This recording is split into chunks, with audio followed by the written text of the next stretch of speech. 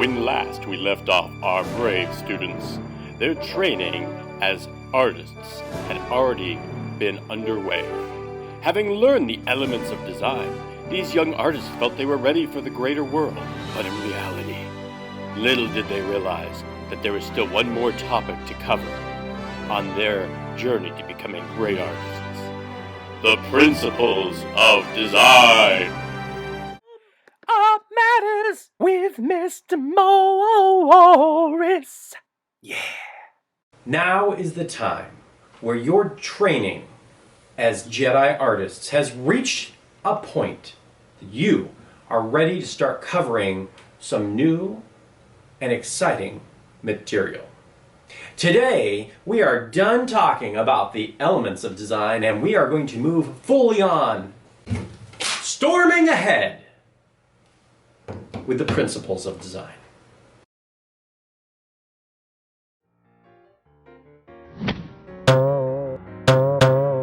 Well, hello, kids. It's Mr. Line back in to teach you about the principles of design. Oh my.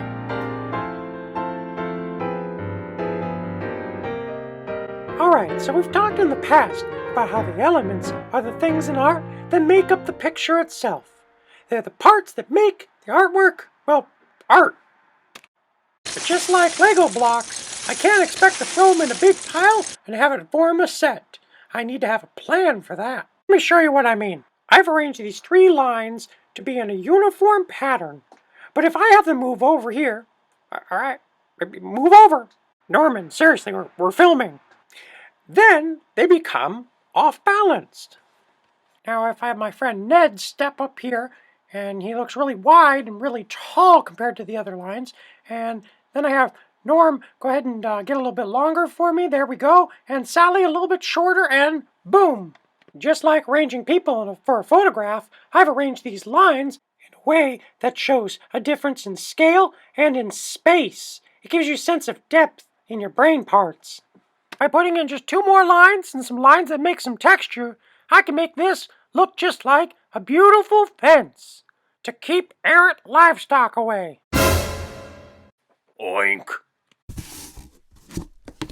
Whereas the elements are what the image is made of, the principles of design help us to compose the image in the same way that a music composer composes the music. They arrange what plays when and where it goes in relation to the song. When you talk about the principles of design, what you're really talking about is composing the image. Now you may be wondering, Mr. Lime, what are the principles of design?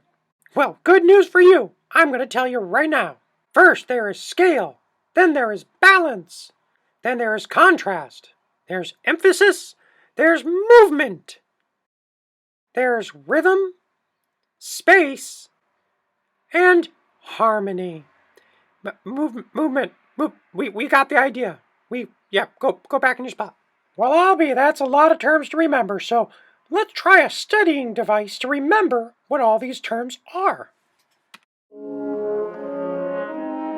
And now we present to you English with Mr. Morris. An acronym is when you take the first letters of a phrase and put them together to create a new word. An initialism, on the other hand, is when you take the first letters of several different words and you still pronounce them as those letters. This has been another presentation by English with Mr. Morris. Alright, so we're going to put the first letters of each one of these together in a nice row, and here we go. It's going to spell out Speckenbush. Well, that's not too easy to remember. Let's try another one. Let's just rearrange these letters. Alright, here we go. It's Sheckenmersh. That doesn't work either. Let's try one more. Oh, I know it. Let's have it be Mrs. Shreb. Okay, that's not really great either. Let's try a different method. Sally balances cats excitedly moving in rhythm. Surprisingly, hamburger. Oh, that's pretty terrible too. I guess there's no really great way to remember these, other than just going over them a lot. Some of you are thinking, Mr. Line, space is usually listed as an element of design. Well, let me explain to you why I have it as a principle today. We already talked about how the principles are made to help arrange artwork. And you see, space helps us to arrange depth and dimension and even perspective. Space plays a larger role in dealing with arranging a picture than making the picture itself. Not to mention, I can use all the other elements to make a piece of artwork, but I've never seen anyone draw with space to make a picture. And sure, we can talk about positive and negative space, which we will, and later on, but these can be better described as value and shape working together than necessarily being a part of an element. Well, I'm really glad that we got this, elephant out of the room named space, taking up space.